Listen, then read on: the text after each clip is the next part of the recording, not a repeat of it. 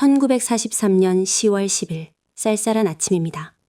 조종사 로버트 로지 로젠탈이 오늘 임무 브리핑에 도착합니다. 제100폭격전대 소속의 다른 조종사들과 항법사 60명도 함께합니다. 그들 중에는 그의 부조종사 윈프레드 파피 로이스와 항법사 로널드 베일리도 있습니다. 자, 어서 끝내봅시다. 여러분, 오늘의 목표물은 뮌스터입니다. 지금까지 우리의 목표물은 공장들이었지만 이번에는 아닙니다. 오늘의 조준점은 구시가지 성당입니다. 회의실에 웅성거림과 충격받은 표정들이 퍼집니다. 루이스와 베일리는 멍한 표정을 주고받습니다. 네, 앞쪽을 봐주세요. 제100폭격전대의 리더 존 이건 소령이 소식을 반깁니다. 이건을 포함한 많은 이들이 이전 임무에서 친한 친구들을 잃었습니다. 상실의 고통 때문에 일부 대원들은 이런 임무를 정당한 복수라고 생각합니다. 연료 압력, 오일 압력 양호합니다. 뮌스트는 수많은 철도 노동자들의 거주지입니다. 그들은 독일의 전쟁 물자 보급에 결정적인 역할을 합니다. 우리는 일요일 미사 시간에 딱 맞춰 도착할 겁니다. 기분이 참 묘하네요. 이봐 파피, 알다시피 이건 우리의 의무야. 제100폭격전대의 B-17들이 하나 둘씩 하늘로 솟아오릅니다. 로열 플러시오는 편대 대형의 맨 끝자리를 잡습니다. 승무원 모두가 그 자리가 특히 노출되어 있고 위험하다는 것을 잘 알고 있습니다. 하지만 그 생각을 깊이 해봤자 도움이 되지 않습니다. 결코 쉬운 비행이 되지는 않을 겁니다. 정보에 따르면 우리 경로를 따라 500대 이상의 요격기가 대기 중입니다. 목표물 상공에서는 매우 강력한 대공포 화력도 예상됩니다. 여러분은 274대의 폭격기 편대의 일원이 될 것입니다. 이건 소령이 이 그룹의 지휘 조종사가 될 것입니다. 저 앞을 봐. 엔진 출력이 떨어진다. 기지로 교환한다. 이건 또 한 대가 이탈했어. 제장, 무전병, 로그에 기록해. 또 한 대가 갔군. 운 좋은 녀석들. 여러분의 공격 부담을 줄여주기 위해 216대의 P-47 썬더볼트 호위기가 붙을 겁니다. 그들은 네덜란드 상공에서 합류하여 임무 전 과정을 보호할 것입니다. 함대는 네덜란드를 지나 독일로 날아갑니다. 그들은 이제 명백하고 의심의 여지 없는 적의 영토에 있습니다. 우리 호위기들은 어디 있지? 사수들, 멀리 연합군 호위기가 보이나? 부정적입니다. 후방 6시 방향에 아무것도 없습니다. 왼쪽 동체도 깨끗합니다. 그들이 안 오는 걸까요? 올 거였다면 벌써 왔을 겁니다. 아마 늦나 봅니다. 곧 따라잡겠죠. 승무원들은 모르고 있지만 그들은 그저 늦은 것이 아닙니다. 호위기들은 없습니다. 기지의 기상 악화로 이륙하지 못했고 그들의 부재는 폭격기들을 더욱 취약하게 만들었습니다. 하지만 호위기가 있든 없든 그들은 앞으로 나아갈 수밖에 없습니다. 적진 깊숙이 들어갈수록 공격 보고가 더 많이 들어옵니다. 고립된 전투기 무리들이 편대 앞쪽을 공격하며 몇 대의 B-17을 격추시켰습니다. 눈 크게 뜨고 있어. 모두 주목, 저거 보여? 멀리서 전투기 구름이 나타납니다. 요격기들이 도착했습니다. 행운을 빈다. 몇 시간 후에 보자고. 사격 개시. 우리가 가진 걸 보여주자. 순식간에 ME-111과 FW-198대가 편대를 가로지릅니다. 포복절도하는 기세로 요새의 총구들이 불을 뿜으며 하늘을 예기탄으로 채웁니다. 독일 전투기들이 치명적인 20mm 포를 발사합니다. 스텔리, 내 쪽으로 간다. 잠시 후 후방에서 ME-110들이 나타납니다. 6시 방향! 누가 달려들면서 사방에 로켓을 쏘고 있어. 어서 총으로 돌아가. 하늘은 전투기와 납탄이 뒤섞인 혼란 그 자체입니다. 거대한 하늘의 요새들은 포탄을 온몸으로 받아내고 있고 적의 전투기들은 화염에 휩싸여 추락합니다. 로켓 하나가 제100폭격전대의 선두 B-17인 마드모아젤 지그제 고우를 타격합니다. 이건 소령이 조종하고 있습니다. 엔진 2개를 잃었고 동체에 구멍이 뚫렸습니다. 제장, 동력이 떨어지고 있어. 폭격기가 비틀거리고 결국 편대 대형을 유지하지 못하게 되자 이건이 할 수 있는 일은 없습니다. 천천히 간격이 벌어지며 그들은 고립됩니다. 따라갈 수 없어. 대원들에게 우리를 버리고 가라고 해. 무전기가 나갔습니다. 연락이 안 됩니다. 마드모아즐 지그재그의 곤경을 모르는 바로 뒤의 폭격기들도 대형을 유지하기 위해 속도를 낮추고 고도를 낮춥니다. 이는 뒤따르는 기체들에게도 연쇄적인 파멸을 불러옵니다. 2시 방향에 2대 더 들어옵니다.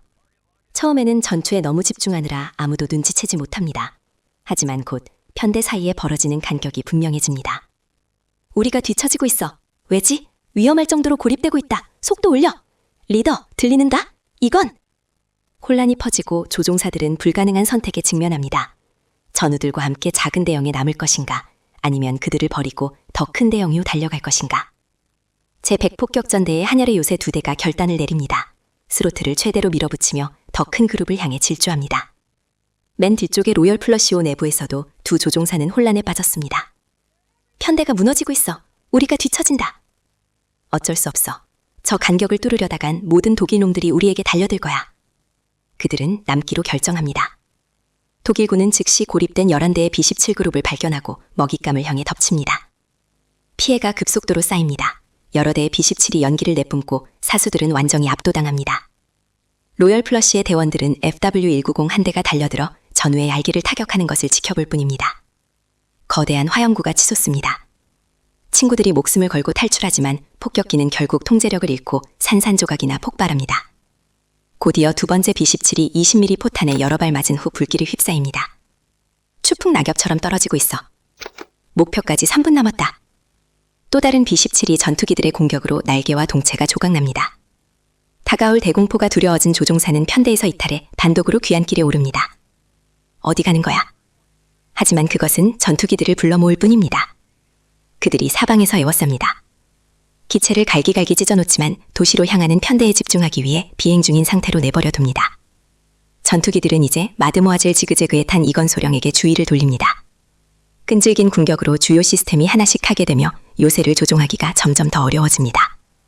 조종관과 사투를 벌이던 이건은 끝났음을 깨닫습니다. 여기서 나가! 탈출해! 탈출!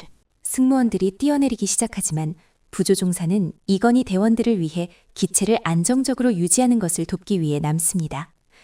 그들이 나가자마자 조종사 존 브레디와 이건 소령이 폭탄창으로 이동해 뛰어내리려 합니다. 어서 가게 브레디, 내가 선임일세. 아닙니다. 먼저 가십시오. 하지만 그때 위쪽에서 전투기가 나타나 사격을 가합니다. 폭탄 창문에 새로운 총구멍들이 뚫립니다. 나중에 보세 브레디. 이건이 먼저 뛰어내리고 브레디가 뒤따릅니다. 둘 다 탈출에 성공합니다. 다시 로열 플러시오로 돌아와 사수들은 목숨을 걸고 싸우고 있고 로젠탈과 루이스는 도망치고 싶은 충동을 억누르며 자리를 지킵니다. 다른 B-17들이 하나둘 추락하는 것을 지켜봐야만 합니다. 한 대, 두 대, 세 대가 보여. 하지만 밖에서 전투기 한 대가 조준을 마칩니다. 그가 로열 플러시를 향해 로켓을 퍼붓습니다. 한 발이 날개에 직접 꽂히며 거대한 구멍을 내고 즉시 엔진 2개를 파괴합니다. 불이 났어, 빌. 어떻게 돼가? 목표물 일부입니다. 조금만 더요. 거의 다 왔습니다.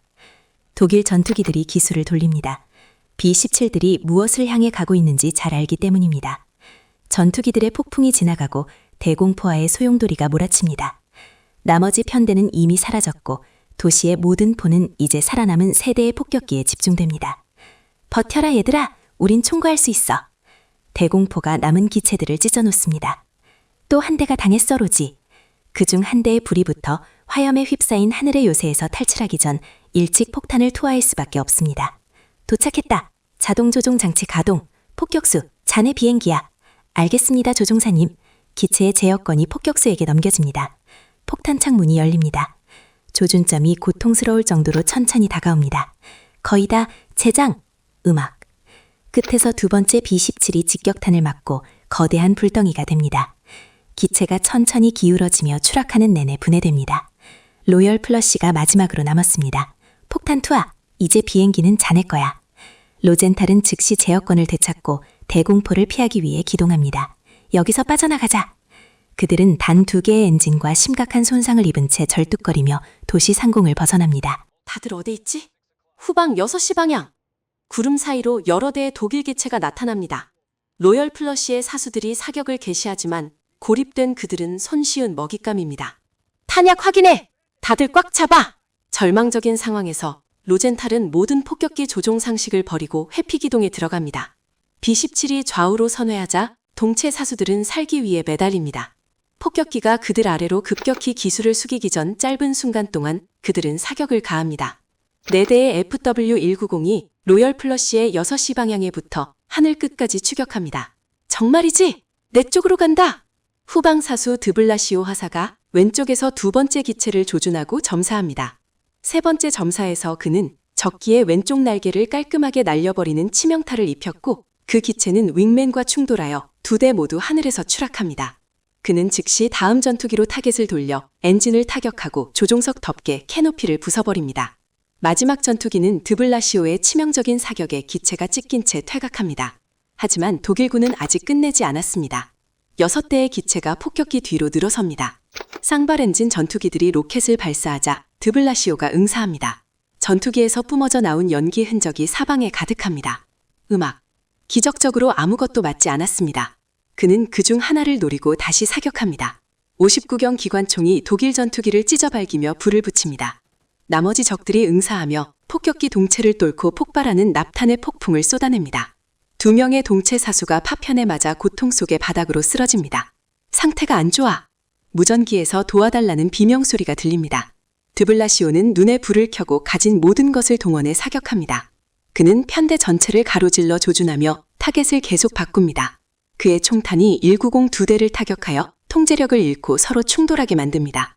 얼마 지나지 않아 순전히 운 좋게도 남은 독일 전투기들이 연료 부족으로 기술을 돌립니다. 돌아간다! 우리가 해냈어! 갑자기 하늘이 고요해지고 로열 플러시는 여전히 공중에 떠 있습니다. 상공 깨끗함! 그들이 갔어! 누가 동체 사수들 좀 확인해봐. 무전병 마이클 바치가 포스트를 버리고 동체 쪽으로 달려가니 두 사수가 바닥에서 고통스러워하고 있습니다. 친구들, 내가 왔어. 말해봐, 셰이퍼. 괜찮을 거야. 약속할게. 우리 돌아갈 수 있을까요? 고도가 떨어지고 있어. 무게를 줄여야 해. 여러분, 고정되지 않은 건 뭐든지 버려야 합니다. 빨리! 승무원들이 작업에 착수합니다. 총기, 탄약, 산소 탱크 등 필요 없는 건 모조리 밖으로 던집니다. 다 버렸어. 이 정도면 충분할까? 충분할까, 로지? 모르겠어, 파피. 아마도. 소프 에버츠 기지에서 정비사들과 장교들이 초조하게 하늘을 살핍니다. 예정된 도착 시간은 이미 한참 지났습니다. 다른 폭격기 그룹들은 이미 돌아왔지만 백전대에서는 아무런 소식이 없습니다. 그때 멀리서 단 한 대의 B-17이 지평선 위로 닿게 나타납니다. 연기를 내뿜으며 간신히 날고 있습니다. 로열 플러시가 착륙 장치를 내리고 활주로에 미끄러지듯 터치다운합니다. 음악. 모여든 사람들은 심각하게 부서진 항공기가 멈춰서는 것을 충격 속에 지켜봅니다. 기체는 활주로를 벗어나 멈추고 엔진을 끕니다. 음악. 정적이 흐릅니다. 그들은 빅전대에서 돌아온 유일한 생존자들입니다. 의무병들이 달려오고 승무원들은 잔디밭 위로 쏟아져 나옵니다. 축하도 안도감도 거의 없습니다. 방금 일어난 일의 실체가 피부로 느껴집니다. 이번 공습은 제8공군 역사상 최악의 참사 중 하나였습니다. 제100폭격전대는 가장 큰 피해를 입혔고 이로 인해 피해 백전대라는 별명을 얻게 되었습니다. 격추된 기체에 탔던 130명 중 37명이 전사했고 93명은 전쟁 포로가 되었습니다.